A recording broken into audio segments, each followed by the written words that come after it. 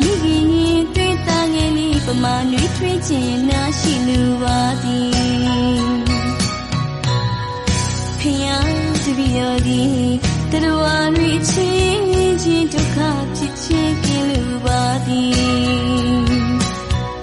မာတာယထာနိယဗုဒ္ဓမိခင်တွေ့တာငယ်လေးပမာနွေးထွေးခြင်းနာရှိလူပါသည်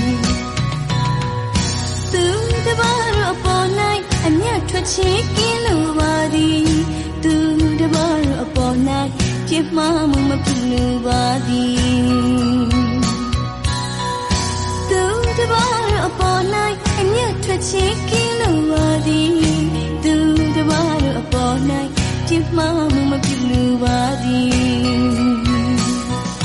စီးရင်ကိုမလိုပါတကချစ်ချင်းမုန်းခြင်းကင်းလိုပါသည်နှလုံးသားချင်းဆက်နွေးထားတာမေတ္တာတရားမေတ္တာထားမှဤခြင်းရာ